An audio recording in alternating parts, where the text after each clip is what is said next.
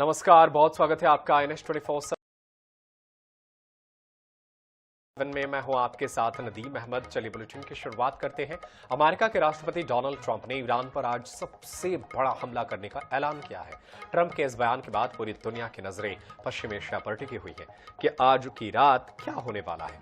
वहीं US central command ने इसी का संकेत देते हुए B-2 बॉम्बर्स का एक वीडियो साझा किया। इससे अंदाजा लगाया जा सकता है कि आज अमेरिका B-2 बॉम्बर्स के जरिए हमला करेगा। B-2 बॉम्बर्स को दुनिया का सबसे खतरनाक बॉम्बर माना जाता है और ये लड़ाकू विमानों की तुलना में बड़ी संख्या में बम गिरा सकता है। जाहिर है कि विनाश भी ज्यादा होगा। इधर ईरान ने साफ कहा है कि तेहरान दबाव के आगे नहीं झुकेगा और चेतावनी दी कि क्षेत्र में अमेरिकी सैन्य ठिकानों से किए गए किसी भी हमले का ईरान की सेना कड़ा जवाब देगी। राष्ट्रपति के पहले बयान को स्पष्ट करते हुए अधिकारी ने कहा कि ईरान पड़ोसी देशों में अमेरिकी ठिकानों से जुड़े किसी भी हमले का करारा जवाब देगा।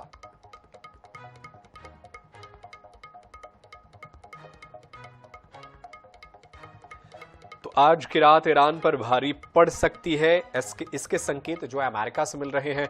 दरअसल B-2 बॉम्बर्स बम गिराने वाले ये दुनिया के सबसे माहिर जहाज होते हैं जिनकी तस्वीरें भी सामने आई है और कहा जा रहा है कि आज रात जो है अमेरिका इस पूरे मामले में बड़ी कार्रवाई कर सकता है और ईरान पर यह बड़ी कार्रवाई हो सकती है।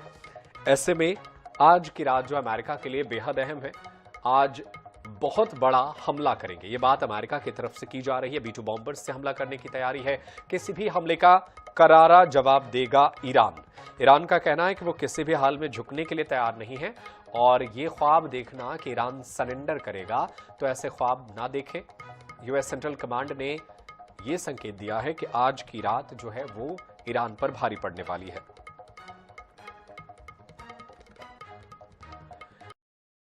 ईरान की ओर से एक बड़ा और चौंकाने वाला कूटनीतिक बयान सामने आया है। ईरान के राष्ट्रपति मसूद पेजेश्कियान ने कहा कि ईरान ने पड़ोसी देशों पर हमले रोकने का निर्णय लिया है। उन्होंने न केवल पड़ोसी देशों से माफी मांगी बल्कि यह भी स्पष्ट किया कि ईरान का किसी अन्य देश पर आक्रमण करने का कोई इरादा नहीं है। अपने संबोधन में राष्ट्रपति पेजेश्कियान ने एक ओर जहां शांति का हाथ बढ़ाया, वहीं दूसरी ओर अपनी संप्रभुता को लेकर कड़ा रुख भी अख्तियार किया। उन्होंने कहा कि हमारा बिना शर्त आत्मसमर्पण देखने का जो लोग सपना देख रहे हैं वे अपने इस ख्वाब को कब्र तक लेकर जाएंगे। इस संबोधन से पहले पेजेश्कियान ने रूस के राष्ट्रपति पुतिन से बातचीत की थी। इस बातचीत में पुतिन ने ईरान के साथ जारी विवादों को सुलझाने के लिए बल प्रयोग के खिलाफ रूस का कड़ा और सैद्धांतिक रुख दोहराया है।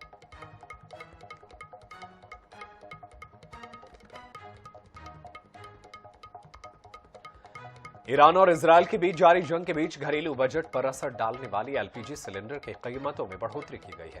तेल विपणन कंपनियों ने 7 मार्च से नई दरें लागू कर दी है। इस बढ़ोतरी के बाद देश के प्रमुख महानगरों में घरेलू LPG सिलेंडर की कीमतें 60 रुपए की बढ़ोतरी के बाद 900 रुपए को पार कर गई हैं। इसी के साथ कमर्शियल LPG गैस सिलेंडरों के दामों में भी 115 रुपए की बढ़ोतरी की गई है। इंडियन ऑयल की तरफ से जारी आंकड़ों के मुताबिक 14.2 किलोग्राम वाले गैर सब्सिडी वाले LPG सिलेंडर की कीमतें में पिछली बार बढ़ोतरी 11 महीने पहले यानी 8 अप्रैल 2025 को की गई थी और अब 11 महीने के बाद इस पूरे मामले में 7 मार्च से पैसे बढ़े हैं, जिसमें 60 रुपए की बढ़ोतरी की गई है घरेलू गैस सिलेंडर के लिए। वहीं कमर्शियल पर 115 रुपए की बढ़ोतरी की गई है। ईरान और इजराइल के बीच चल रही जंग का असर अब भारत में भी देखने के लिए मिल रहा है। पहले सोने और चांदी के दामों में इजाफा हुआ और अब घरेलू गैस सिलेंडर के दामों में इजाफा देखने के लिए मिल रहा है। 60 रुपए जो है वो दाम बढ़ा दिए गए हैं। हमारे साथ कुछ लोग मौजूद हैं, हम उन्हीं से बातचीत करेंगे और जानेंगे कि उनकी क्या राय है, वो क्या कहते हैं। आंटी, गैस सिलेंडर जो है, घरेलू गैस सिलेंडर जो हमारे घर पे आता है, 60 रुपए उसका दाम जो है वो बढ़ा दिया गया है, 913 रुपए में अब मिलेगा। क्या बोलोगे? तो गैस के तो दाम नहीं बढ़ाना चाहिए भाई। गरीब आदमी तो किससे करबो हमन है ना। तो आपके घर में कितने दिन में गैस सिलेंडर आता है? हर महीने आता है, 2 महीने में आता है, 15 दिन में आता है? नहीं, हम तो महीने मतलब जाके ला लेते। हाँ, जाकर लेकर आते हैं। हाँ। आप क्या कहेंगे?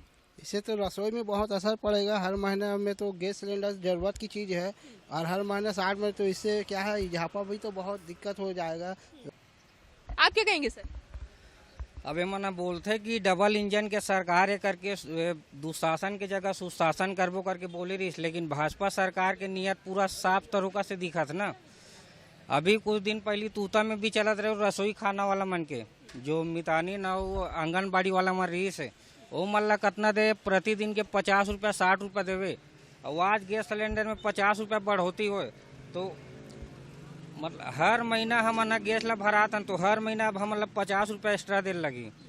और बात यही नहीं है, ये सब चीज़ में इसे है कि पूरा भाजपा सरकार है ना, पूरा मतलब फ्लॉप ही करके रख दे, पूरा फ्लॉप।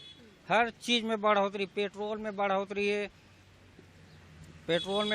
है, अभी सिलेंडर बढ़ोतरी हो गए और बहुत से चीज़ें। मतलब गरीब आदमी मन की आर्थिक स्थिति इतना खराब है कि करे तो करे का।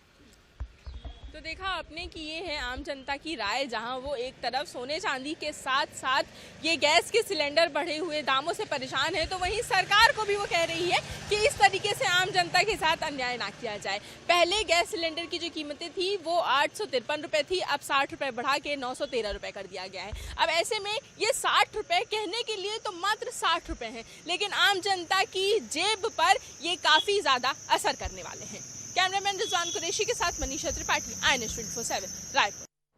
भारत के पड़ोसी देश नेपाल में आम चुनाव की मतगणना जारी है। 165 सीटों पर शुरुआती रुझान आ चुके हैं।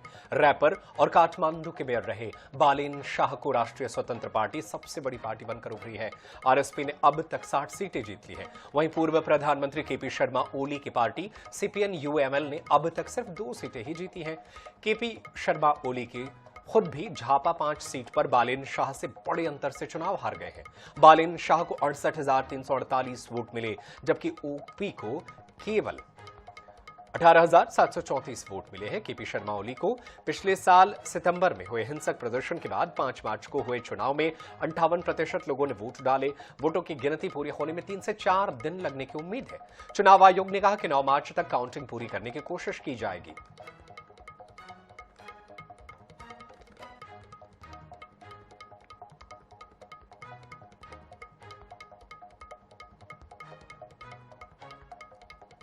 पश्चिम बंगाल में मतदाता सूची के विशेष गहन पुनरीक्षण यानी SIR के दौरान जीवित और पात्र लोगों के नामों को भी डिलीट किए जाने के खिलाफ सीएम ममता बनर्जी ने मोर्चा खोल दिया।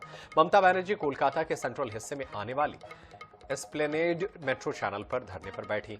ममता बनर्जी ने भाजपा और चुनाव आयोग पर बंगाली मतदाताओं को मताधिकार से वंचित करने की साजिश रचने का आरोप लगाया और उन्हें बेनकाब करने की कसम खाई। टीएमसी सुप्रीमो ने विरोध प्रदर्शन की। शुरुआत में कहा कि मैं बंगाली मतदाताओं को मताधिकार से वंचित करने की भाजपा चुनाव आयोग की साजिश को बेनकाब करूंगी। ममता ने भाषण के दौरान कहा कि बंगाल SIR में मृत घोषित किए गए 22 लोग जो जीवित हैं उन्हें मंच पर पेश करूंगी।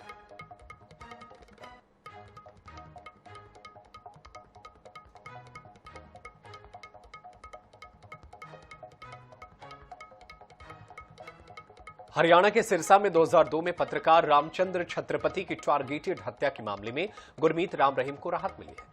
पंजाब और हरियाणा हाईकोर्ट ने डेरा सच्चा सौदा चीफ गुरमीत राम रहीम को बड़ी राहत देते हुए आरोप मुक्त कर दिया है। बता दें कि पत्रकार रामचंद्र सिरसा में एक लोकल अखबार चलाते थे। अक्टूबर साल 2002 में उन्हें उनके घर के बाहर गोली मार दी गई थी। पत्रकार ने डेरा प्रमुख के खिलाफ आरोपों से जुड़ी रिपोर्टें छापी थी, जिसमें डेरा के अंदर यौन शोषण का आरोप लगाया था।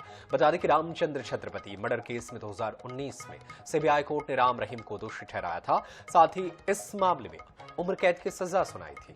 इसके अलावा CBI ने 3 और लोगों कुलदीप सिंह, निर्मल सिंह और कृष्णलाल को भी दोषी ठहराया था, लेकिन कोर्ट ने राम रहीम को आरोप से मुक्त कर दिया है। हालांकि अन्य मामले की वजह से राम रहीम को अभी भी जेल में ही रहना पड़ेगा। तो राम रहीम का ये पूरा मामला है जिस पर आरोप था कि राम रहीम ने पत्रकार रामचंद्र मर्डर केस में वो शामिल थे। अब उन्हें राहत मिली है। पंजाब हरियाणा हाईकोर्ट ने इस केस में बरी कर दिया है। उम्र कैद की सजा सुनाई गई थी, लेकिन अब जाकर के रामचंद्र मर्डर केस में बरी कर दिया गया है। घर के बाहर पत्रकार को गोली मारकर हत्या कर दी गई थी। पत्रकार ने डेरा के प्रमुख के खिलाफ खबरें छापी थी और खबर में यह भी था कि डेरा के अंदर यौन शोषण किया जाता है। इसी पूरे मामले में 2019 में CBI कोर्ट ने उम्र कैद की सजा सुनाई थी, लेकिन अब हाई कोर्ट से बड़ी राहत मिली है। कोर्ट ने राम रहीम को आरोपों से मुक्त कर दिया है।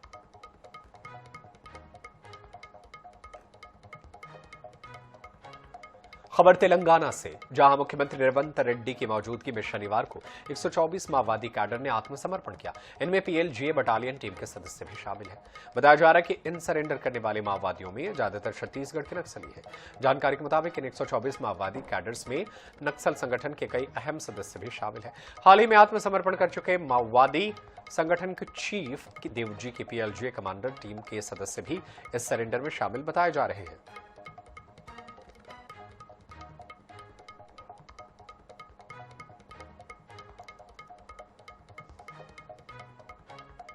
खबर जबलपुर से है, जहां मदन महल पहाड़ी को अतिक्रमण मुक्त कराने के लिए शनिवार को जिला प्रशासन ने बड़ी कार्रवाई शुरू कर दी। सर्वोच्च न्यायालय के निर्देश के बाद राजस्व, नगर निगम और पुलिस की संयुक्त टीम बुलडोजर और भारी मशीनों के साथ मौके पर पहुंची। इस दौरान टीम ने अवैध निर्माण हटाने की प्रक्रिया शुरू की।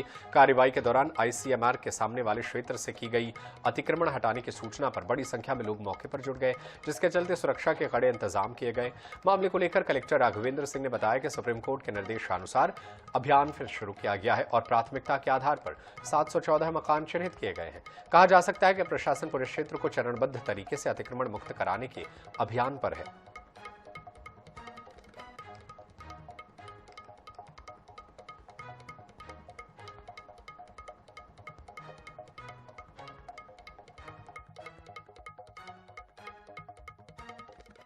लंबे समय से इसमें प्रतिवेदन नहीं गया था, तो इसी को ये फिर से एक बार टेकअप करते हुए माननीय उच्चतम न्यायालय द्वारा ये निर्देश दिया गया है कि आप इसमें जो कृत कार्रवाई है उससे अवगत कराएं और इसका एक अपना समय सीमा हमें दें कि आप जो है कब तक इसको फ्री करा लेंगे। तो ये हम लोगों ने समय सीमा जो है देते हुए कि और पूरा एक वर्क प्लान बना के और इस पर कार्रवाई जो है आज से हम लोगों ने प्रारंभ किया है।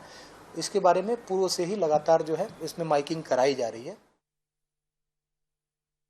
सुप्रीम कोर्ट के निर्देश पर एक बार फिर मदन महल की पहाड़ियों पर जो बसा हुआ अतिक्रमण है उसको हटाने की प्रक्रिया प्रारंभ हो चुकी है और देख सकते हैं कि बड़ी संख्या में यहाँ पर अतिक्रमणकारी हैं जिन्होंने अतिक्रमण किया हुआ है। उनको हटाने की प्रक्रिया जो है प्रशासन द्वारा की जा रही है और उनको शिफ्टिंग का कार्य भी यहाँ से किया जा रहा है। देख सकते हैं कि हमारे पीछे जो गाड़ी लगी हुई नगर निगम की गाड़ी है ये, और यहाँ पर जो नगर निगम के कर्मचारी हैं वो सामान उठा के इसमें रख रहे हैं। तो कह सकते हैं कि इनको शिफ्ट किया जा रहा है, वो भी तेवर के पास जो भड़पुरा गांव है वहाँ पर सरकारी जमीन में इनको पट्टा दिया जाएगा। तमाम प्रकार की सुविधाएं जो हैं वो इनको दी जाएंगी। लेकिन इसको लेके यहाँ पर जो लोग रह रहे हैं स्थानीय निवासी, वो क्या कहते हैं उनसे ही चर्चा करेंगे। क्या कहते हैं आप लोग ये अतिक्रमण की कार्रवाई? हम लोग ये बोलते हैं कि हम लोग को मोहलत दिया जाए कुछ दिन के, इसलिए कि बच्चों को चल रहा पेपर और ये बोलते हैं कि जो यहाँ पे हम लोग किराया से रहेंगे कि हम लोग वहाँ से आएंगे, क्या खाएंगे क्या कमाएंगे।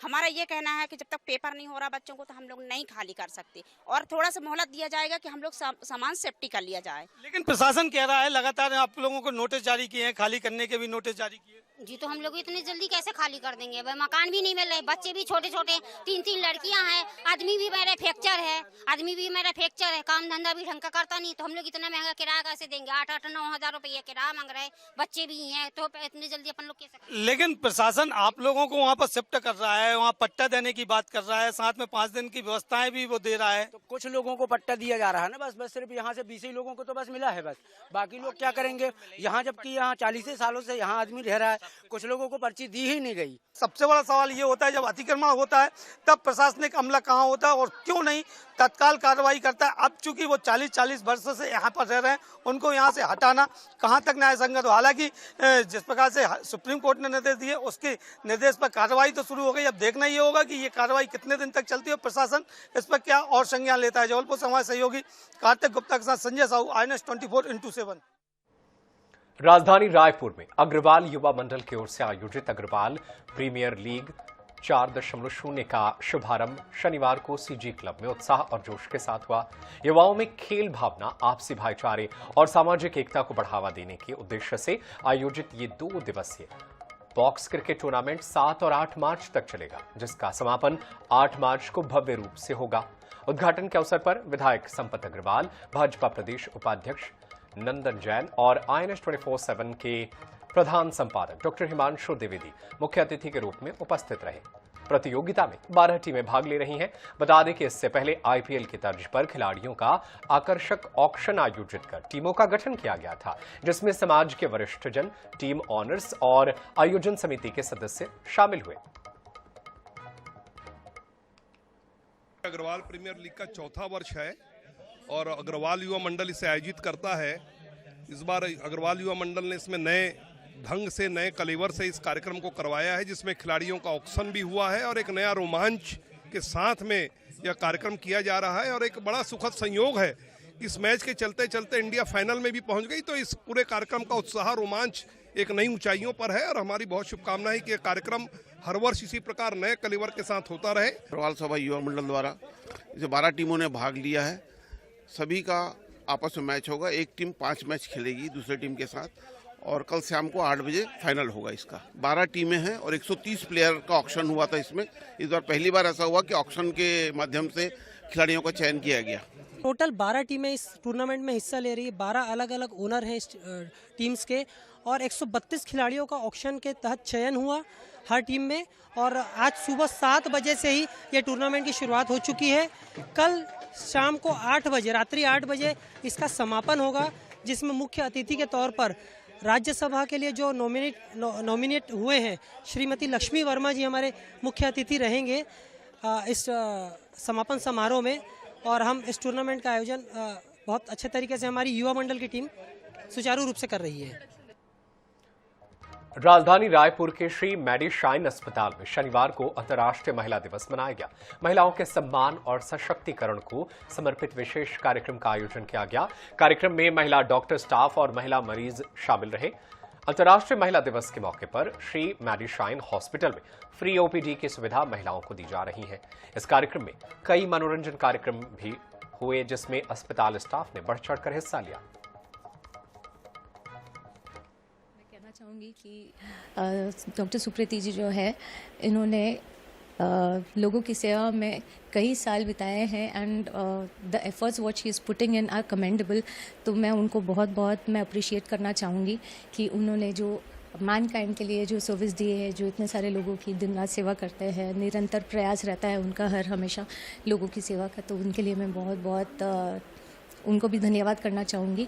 And the entire team of the hospital जो दिन रात मेहनत करते हैं, लोगों की हेल्प करते हैं, it helps towards the growth of the society. Women's day का प्रोग्राम हमने इसलिए रखा है क्योंकि महिलाएं अपने स्वास्थ्य को सबसे ज़्यादा नज़रअंदाज करती हैं।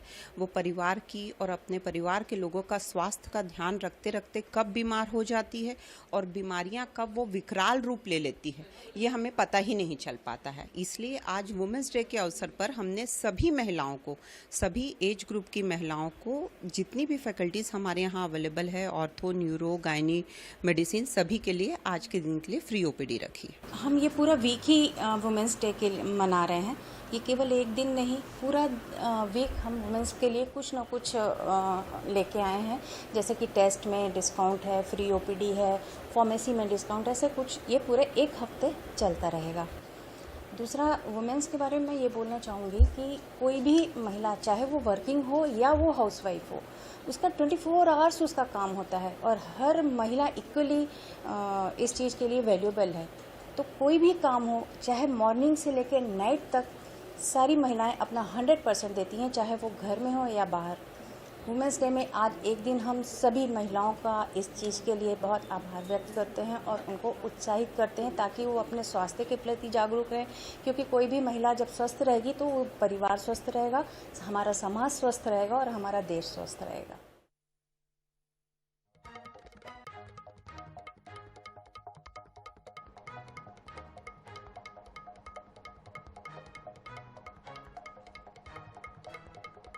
और फिलहाल मेरे साथ इस बुलेटिन में इतना ही। खबरें जारी है, आप देखते रहिए INS 24/7। धन्यवाद।